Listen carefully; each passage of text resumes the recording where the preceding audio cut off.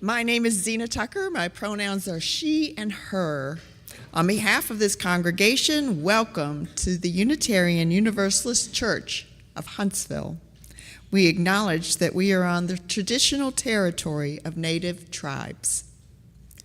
Whether you have joined us online or you are here in our sanctuary, we are glad to have you with us in this sacred time we choose to be together. We are an open community of learning, caring, and justice-making.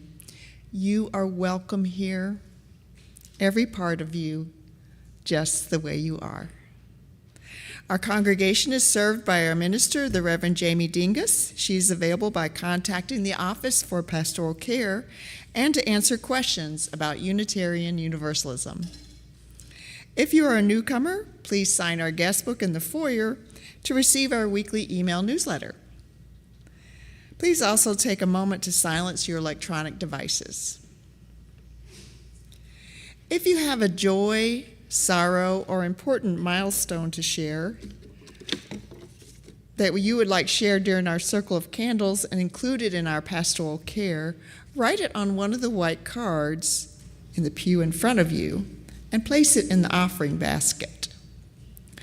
For community news, check out our email newsletter, Facebook page, and website. This week we have a couple of extra announcements. Your order of service has an insert. It says the Poverty by America book discussion is today. It is not today. It's July the 14th. So, and Club UU report. We had 2 goals. One, to have fun, food, and fellowship. And I would say that's a big check mark. Number 1 goal complete. We had a wonderful time. At least I did. I've heard good feedback from others. Thank you all. And then number 2, to raise some funds, we took in about a little over $1,000. So I do appreciate everyone's hard work so much. There's too many people to name, but everyone donated time, energy, and it turned out wonderfully. Thank you so much. And finally, the last announcement is next week is the congregational meeting. So it's a special time. If you haven't seen the newsletter, we're going to have the meeting first, pizza for lunch, and then afterwards we're going to have our worship service. And maybe our worship service will be from the General Assembly, so it should be a very good service. Please come. If you'd like to help, there's a sign-up sheet in the fellowship hall. I am sorry, I forgot to get a youth volunteer to ring the singing bowl. So maybe Rev. Do you want to come ring the bowl? I'm a little scatterbrained this morning. Thank you for your help. Now I would like to ask Kristen to help us with ringing this singing bowl to help us enter our service more deeply. Thank you, Kristen.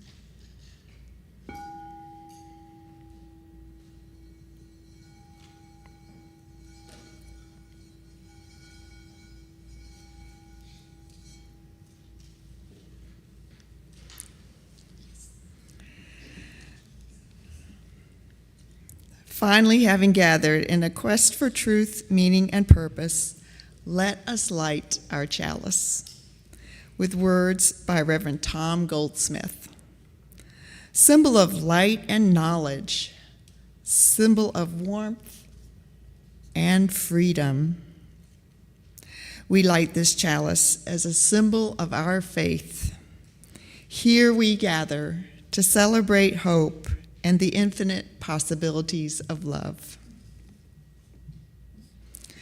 Now let us enter into this morning's service more deeply with music for centering, followed by our thread song, number 397, Morning Has Come.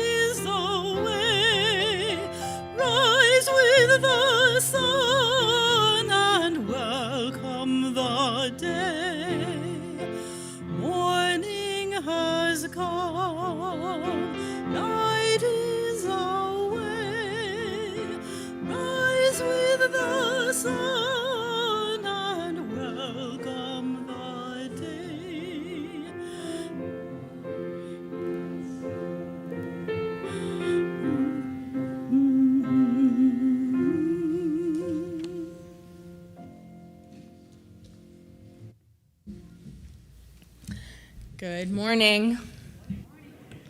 Welcome in. Happy Father's Day. Happy Juneteenth to all. My name is Reverend Jaimie Dingus. My pronouns are she and her, and I serve you as the minister here at the Unitarian Universalist Church of Huntsville. Welcome. Thank you for being with us today. Let's settle in with these sacred words of centering from Marianne Cotter. Welcome to this place of possibility. This is love's hearth, the home of hope, a refuge for minds in search of truth, unfolding, ever beautiful, ever strange. Here, compassion is our shelter, freedom our protection from the storms of bigotry and hate. In this place, may we find comfort and courage. Here, may our sight become vision to see the unseen, to glimpse the good that is yet to be. Come, let us worship together. And now I invite you to rise in body or in spirit to sing our opening hymn. It's number 348 in your gray hymnal, Guide My Feet. This song is a spiritual from the African American tradition, appropriate for this Juneteenth service. It pleads for guidance, hope, and community for all of us as we move through times of challenge. Let's rise in body or in spirit to sing together, 348.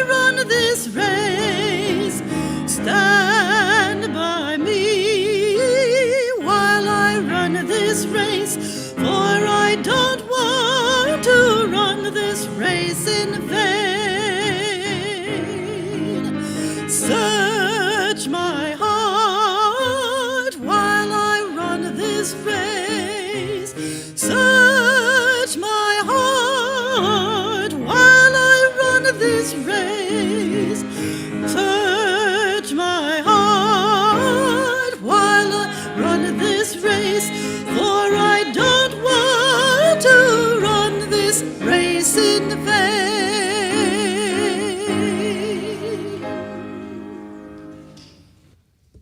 Each week following that first hymn, we remain risen in body and spirit, and we locate these lovely blue cards in the pew backs in front of us, and we sing our doxology and then speak together our words of aspiration. And when we speak our words of aspiration, it's become our tradition to turn toward one another to speak those words as words of promise. Let's sing together.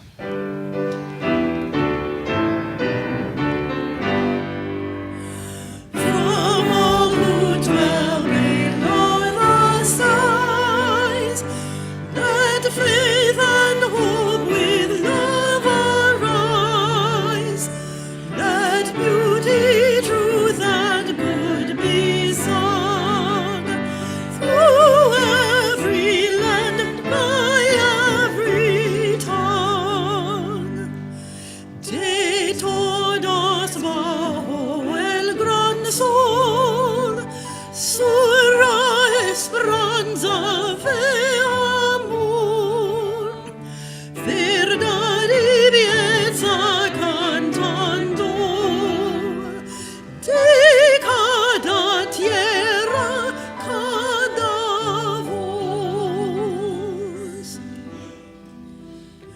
Love be the spirit of this church. May the quest for truth be its sacrament and service be its prayer. To dwell together in peace, to seek knowledge in freedom, and to help one another in fellowship. This is our aspiration.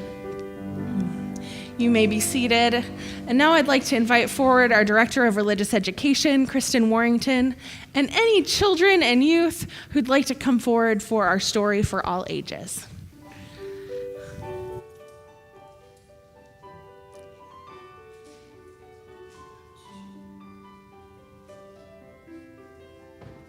That is so cute.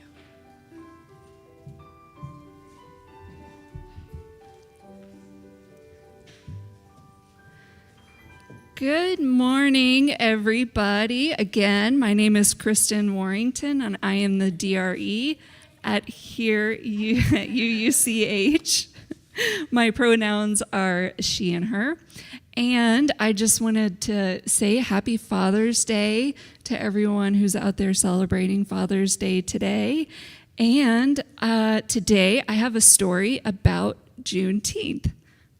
And it was written by Opal Lee. And although the story is not really directly about her, she is a really very wonderful woman who had a lot to do with getting Juneteenth on the federal calendar and being recognized. So that's why I picked this book.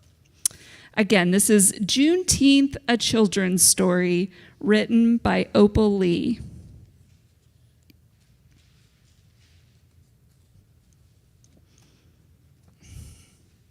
The children asked, "Grand dear Opal Lee, what does this say?" "Juneteenth, a children's story. That's the title of the book," she replied. "Grand dear, can you please read the book to us?" Sorry. Over 200 years ago, people who looked like me were enslaved.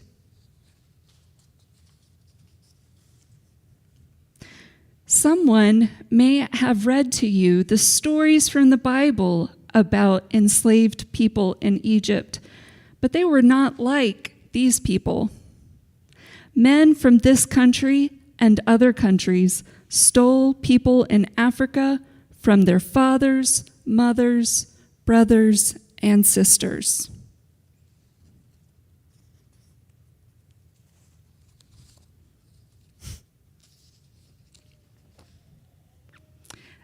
They chained them up and brought them across the ocean in ships.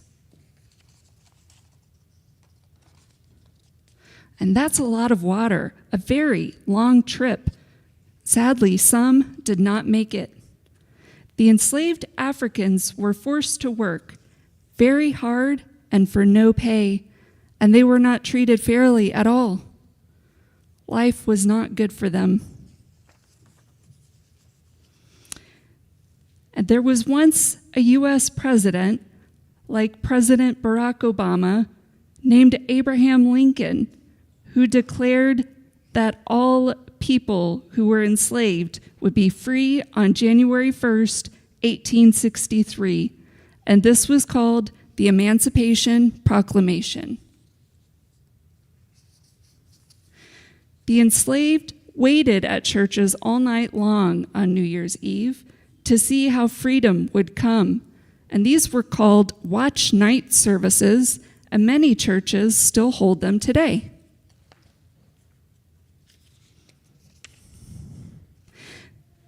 The United States was so big that Texas did not get enforcement of the Emancipation Proclamation for 2.5 years after slavery ended.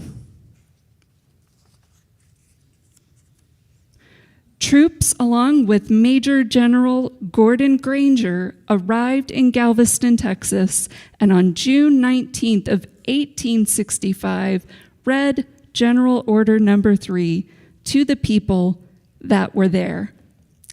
And then he nailed it to the door of what is now Reedy Chapel AME Church. General Granger declared, "All people free." Everyone was so happy that they started celebrating, and we've been celebrating ever since. Every year since, there have been celebrations, and the formerly enslaved put on their best clothes, dressed to the nines, to celebrate their freedom. This day was called Juneteenth and is celebrated in the United States and around the world.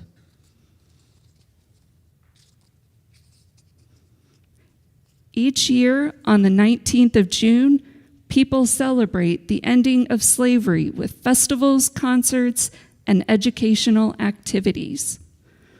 There are 49 states that officially observe Juneteenth as a holiday. Well, why not all the states? Well, finally, no judgment, sorry. Finally, on June 17th of 2021, it was signed the Juneteenth Independence Day Act into law and established June 19th of every year a new federal holiday.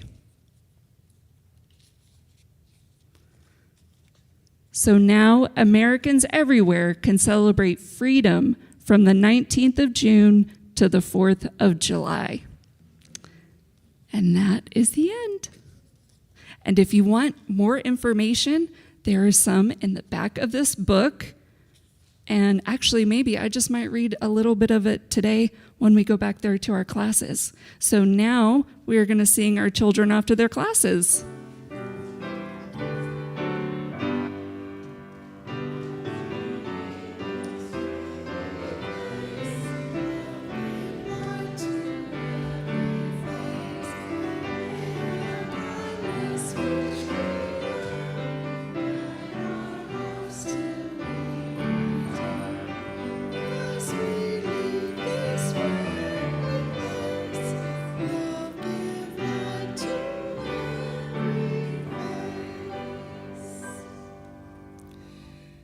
UUCH's mission is that our ministries will foster lifelong spiritual seeking and growth, strengthen our community, support social justice action, welcome diversity, and let people know we are here. If you would like to support us with a monetary contribution, we would be grateful. Your generosity helps us to keep the utilities on, maintain our building and grounds, run our various ministries, pay our staff a fair wage, and support organizations that share our UU values. You can donate online using the QR code on your order of service, or you can put cash or check in the offering baskets.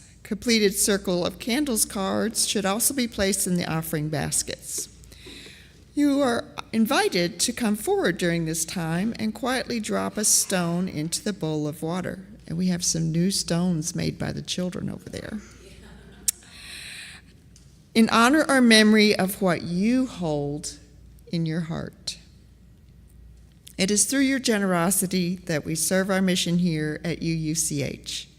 We now receive the offering.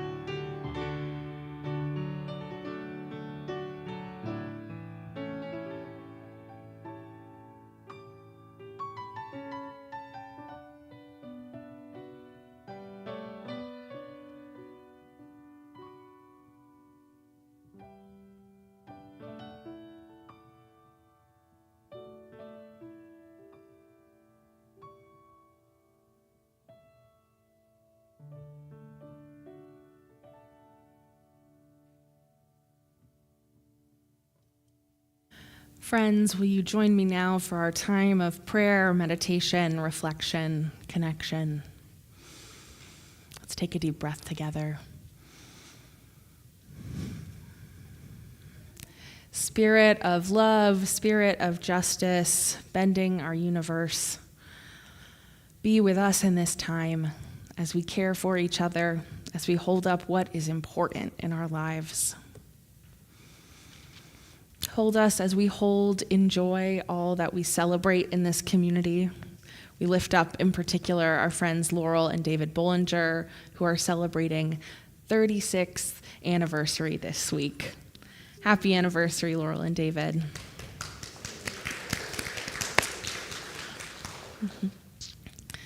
We lift up with love and gratitude the good fathers in our lives who have taught us and loved us and nurtured us. And we hold in our hearts, too, space for those who grieve this Father's Day, for fathers who are missing, for fathers who were not available in the ways they might have been.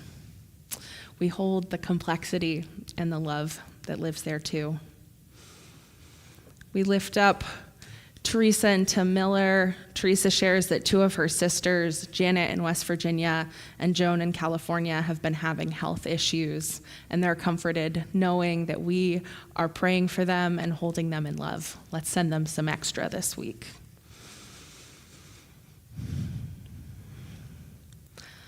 The blessings of community, the sorrows of our days, all these things held together. and the joy, the deep joy of being in a bright and vibrant multi-generational community. Truly, I won't stop smiling at that sound. For all that has been shared, for all the prayers in our hearts, for all we claim and love, we say amen, we say blessed be.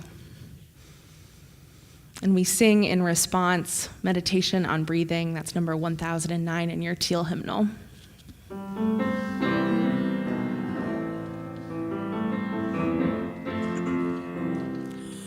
When I breathe in peace. When I breathe out love. When I breathe in,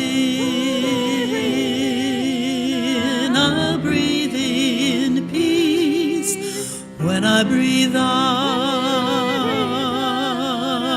I breathe out love. When I breathe in, I'll breathe in peace.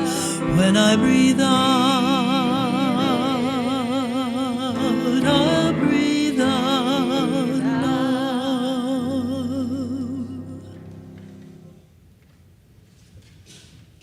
I want to share a reading with you. It's a poem called Joy is the Justice We Give Ourselves. It was written by J. Drew Lanham, adapted. Lanham is an author, poet, ecologist from South Carolina. And these words combine his work for justice and his care for the earth in a beautiful way. Joy is the justice we give ourselves. Joy is the justice we give ourselves. It is Maya's caged bird sung free past the prison bars, holding spirits bound without due process, without just cause. Joy is the steady run stream, rights sprung up through moss-soft ground, water seeping sweet, equality made clear from sea to shining sea, north to south, west to east. Joy is the truth, crooked lies hammered straight, whitewashed myths wiped away. Stone Mountain, just stone. Rushmore, no more. Give the eagles their mountains back. Joy is the paradise we can claim right here, right now. No vengeful gods carving prayer, no tenth in tithes to pay, no repenters cover charge, no dying required to get in. Joy is the soul stirred underneath the journey, gaze snagged on wonder, not knowing final destination, blessed as a witness, moored to the ground, worshipful tears dripped into grateful smile. Joy is being loved up close for who we are. Joy is the last song drifting in as dark curtains fall, the sparrow's vesper offering, whistle laying down in pine-templed woods, requiem in mi minor, church in a cathedral time-built, no stained glass, no pulpit, altars everywhere. Just listen, just look. Joy is the return. The wandering warbler landed in the backyard again from who knows where to rest, to uplift lagging spirit. Joy is the healing, broken dreams restored, soaring. Langston's words kettling higher on hopes, drifting ever upwards on ragged midline rhyme, dancing to syncopated verse. Joy is our lives mattering. Blackness respected. It is seeing color, hue, not blinded by privilege, the pious privilege of claiming you don't. Joy is your truth being the same behind my back as to my face.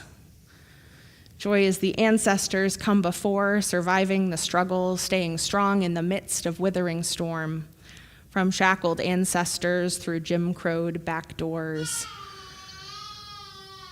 to gerrymandered chokehold now, still here in spite of it all. Joy is the thriving, a people who won't die in the midst of all this dying.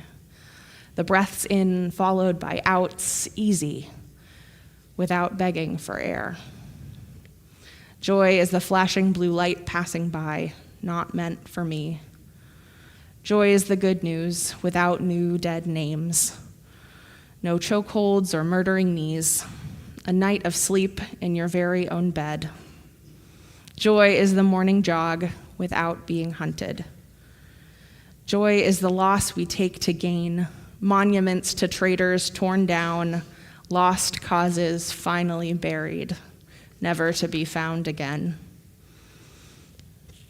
Joy is the surrender to faith of push, to trust in lift, giving over to Tony's command to ride the air, to float above the trouble of this world on a wish. Joy is the wayward weed in the midtown sidewalk seam, the one I choose to call wildflower, because it dared to be planted, to not be controlled. Joy is a heart still beating, even though what could have been wasn't. Joy is the knowing that what this world did not give, it cannot take away. Joy is the moment we grab in sweat-soaked, trembling hands that slides from possession, stolen legally in bits and pieces between yawning cracks of despair. Joy is tears, drops of salt water fallen in the creases of an upturned smile.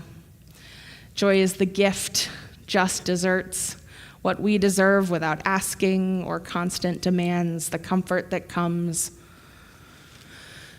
Joy is the reward, the salary already earned, back pay with 4 centuries interest, compounded daily, at least 80 acres and 2 mules. Joy is the day off just because. Joy is the kiss of that one, or the just verdict delivered by 12. Joy is the everything, the nothing, the simple, the complex. Joy is the silly, the serious, the trivial, the whale enormous, the shrews small.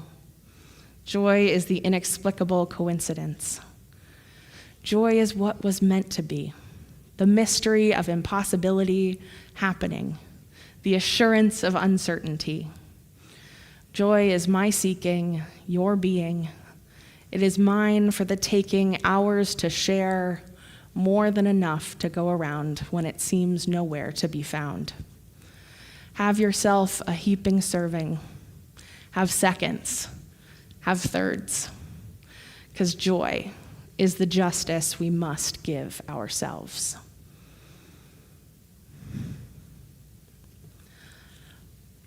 Our middle hymn this morning is 1040 in the Teal hymnal, Hush. Hush is another spiritual, and this song is a call to authenticity, to hearing that voice within or without that comforts and afflicts, that cries out for a more just world. Please rise in body or in spirit, and let's sing Hush together. We'll sing verses 1 through 3 and then sing verse 1 again.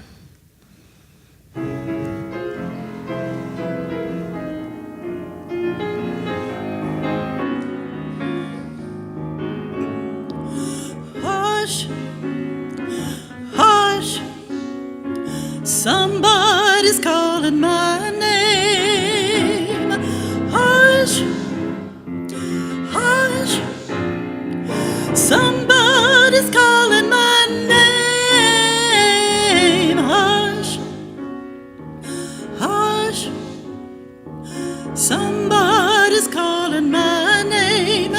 Oh my Lord, oh my Lord, what shall I do? What shall I do? Sounds like freedom. Somebody's calling my name. Sounds like freedom. Somebody's calling my name. Sounds like freedom. somebody's calling my name. Oh my Lord, what shall I do? What shall I do? Sounds like justice. Somebody's calling my name. Sounds like justice.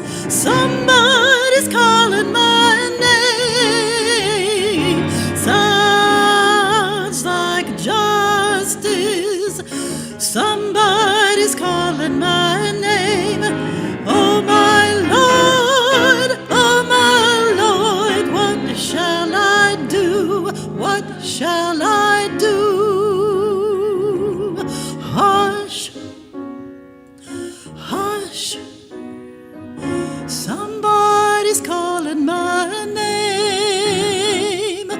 Hush, hush, somebody's calling my name. Hush, hush, somebody's calling my name. Oh my Lord, what shall I do? What shall I do?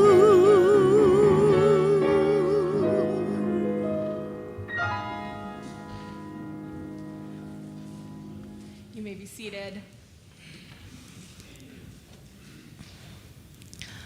On June 19th, 1865, the General Gordon Granger rolled into town to Galveston, Texas. He brought with him a better late than never piece of good news. 2 years earlier, Abraham Lincoln, the president at the time, had announced the Emancipation Proclamation. With the power and authority of his presidency, he, quote, ordered and declared that all people held as slaves in the southern states would henceforth be free. But given the military strategy and the differences in technology, and likely many other factors, the proclamation didn't get to everyone who needed it. And so when Granger finally brought this news to Galveston, and the news included that the Civil War had ended, he brought freedom to human beings still living in enslavement. And he brought the joy and satisfaction of the long-awaited move toward justice to people who had been suffering. Today, as we gather in love and community, our spirits are uplifted as we commemorate this pivotal moment in the tapestry of our shared human history. Juneteenth, a day of liberation, a day of justice, a day of joy. Often hailed as America's second Independence Day, Juneteenth holds profound significance in the journey toward freedom and equality. We're reminded of the resiliency of human beings, the power that people have, even in the worst situations, to resist. Fueled by a belief in their own inherent worth and dignity, we know that enslaved people had been resisting and surviving as an act of protest and a radical act of hope for generations. Escaping to the north, rebelling against their enslavers, telling stories, preserving history, culture, language, art, passive-aggressively working and effectively to sabotage. All those enslaved in the South were experts in that art of resistance. They knew deep in their bones that what this world did not give, humanity, personhood, autonomy, joy, it could not take away. And that commitment to resistance, even in such an inhumane system, shows a profound practice of hope. Before and after the message of freedom came to Galveston, human beings being held in slavery believed that a better day would come, and that that day was worth fighting for. And when it came, there was celebration and joy. Initially, the Juneteenth celebrations were family affairs. Neighbors and extended family would gather to play, pray, eat beloved foods, sing songs of resistance, and remind each other of how far they'd come. And since then, the celebrations have grown. Now we see Juneteenth parades, music festivals, block parties. You can buy Juneteenth party plates at the dollar store, and big corporations honor Juneteenth with catered soul food lunches and sponsored days of service. In 2021, Juneteenth became a federal holiday, as our story shared. All of it a testament to the power of perseverance, courage, and solidarity. And Juneteenth was never meant to be the end of the story. Former President Barack Obama wrote that Juneteenth has never been a celebration of victory or an acceptance of the way things are, but a celebration of progress. It's an affirmation that despite the most painful parts of our history, change is possible, and there is still so much work to do. As Unitarian Universalists, we love a change is possible story. Juneteenth reminds us that the arc of the moral universe may be long, but it bends toward justice, and it requires human action, imperfect human action, in order to be bent. The journey toward true equality, inclusion, emancipation is far from over. We know that systemic racism, inequality, and injustice are still so prevalent in our country and our world. Juneteenth saw a resurgence in popularity in this past decade, coinciding with the Black Lives Matter movement, which of course responds to the high-profile instances of police brutality, something that happened before and will happen after. And this modern work for liberation calls us to see all the ways that race continues to impact the lived realities in our country. We know from our friends at the Alabama Birth Center, who we've been partnering with, that to be Black in America comes with medical racism and high rates of maternal mortality. Black birthing parents are 3 times more likely to die from pregnancy-related issues than white parents. We know from our visits from our friends who are doing criminal justice reform work that to be Black in America comes with bias and prejudice in our criminal justice system. In our state of Alabama, Black people are incarcerated 3 times as often as white people, and our prison population is well over 50% Black, even though Black people only make up 1/4 of the state population. We know in our jobs, in our workplaces, that to be Black in America comes with racial bias in hiring. In blind studies, candidates with, quote, white-sounding names are 50% more likely to get called for interviews than those who don't. And we know through relationship with those who have different experiences, a variety, a diversity that we cultivate in this community, that for those who are Black in America, there is burden and weight, and still there is celebration. Black creativity, Black resistance, Black resilience, and Black joy.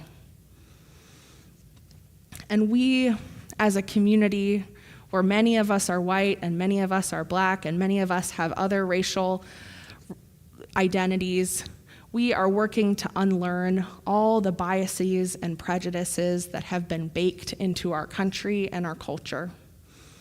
When we come together with the full diversity of our community to honor Juneteenth, we get to be a small part of that learning and a small part of that story of progress. We get to be inspired by accessing and lifting up this tradition of joyful resistance. We take the reminder, though, that justice has not yet been realized, and we have work to do to bend it. And so we sing the songs, traditional songs that bring comfort and joy. We remind ourselves and each other that we are each responsible for collective liberation in this world. We say thank you to Black leaders and Black poets and Black activists and Black teachers whose words and strategies lead this movement. There is work to be done to reach the reality of justice and liberation that our world aches for. And we are in it for the long haul. We will work for liberation until it comes, and then we'll look around again and make sure it's really there. Do some edits, rough draft liberation, and make sure it stays. And we will need to keep joy close to us as we do this work. After all, joy is the reward. Joy is the day off just because. Joy is the kiss of that one, or the just verdict delivered by 12. Joy is the everything, the nothing, the simple, the complex. Joy is what was meant to be, mine for the taking and ours for the sharing, more than enough to go around.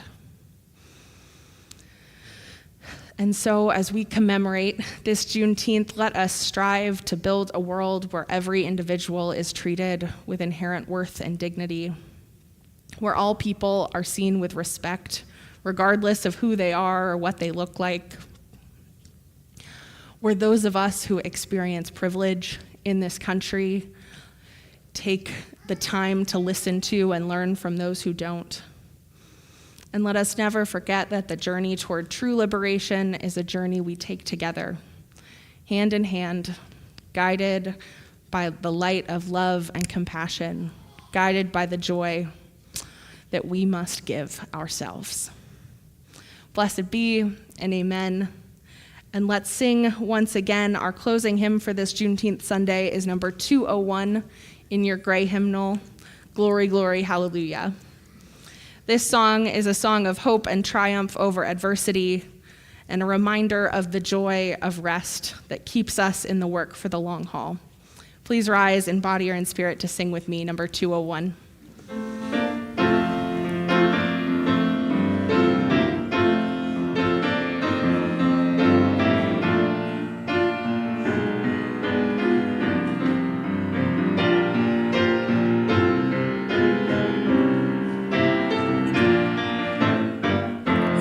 Glory, glory, hallelujah, since I laid my burden down. Glory, glory, hallelujah,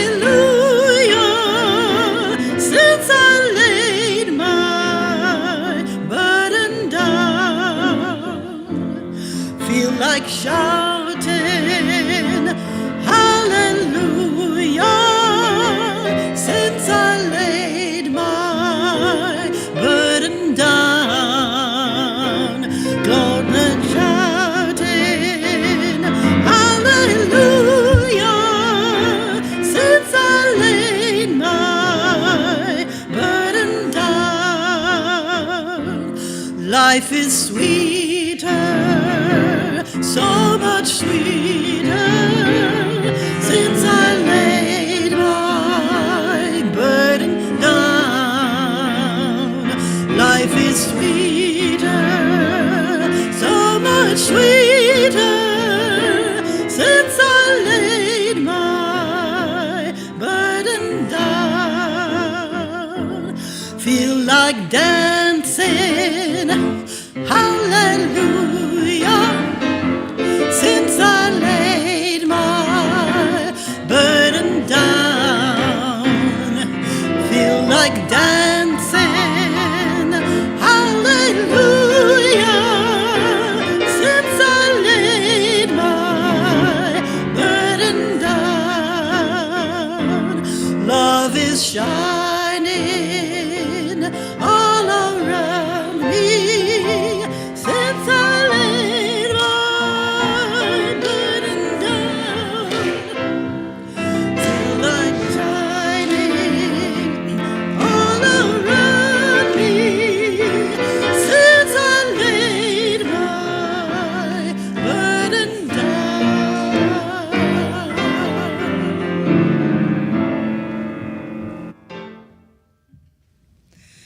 Now let us take a moment to extinguish our chalice with these words from Amy Zucker Morgenstern.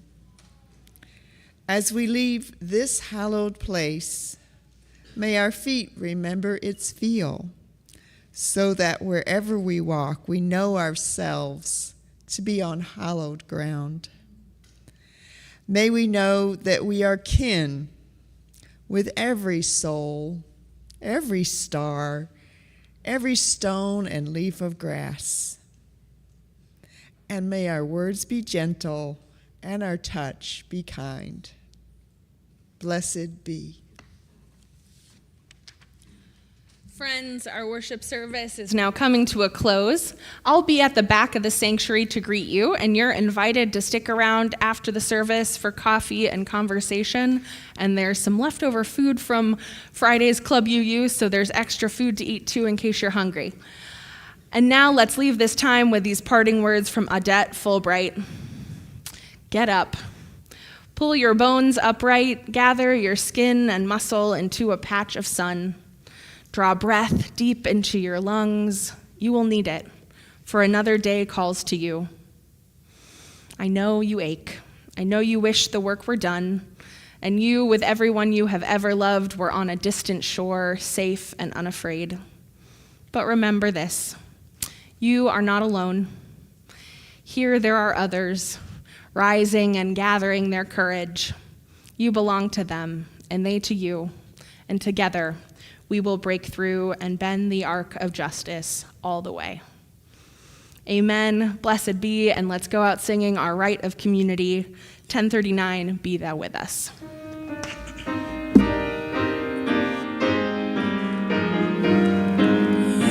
Be thou with us now and always, now and always.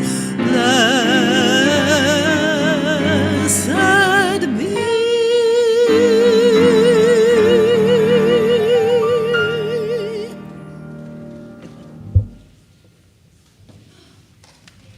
Blessed be, and go in peace.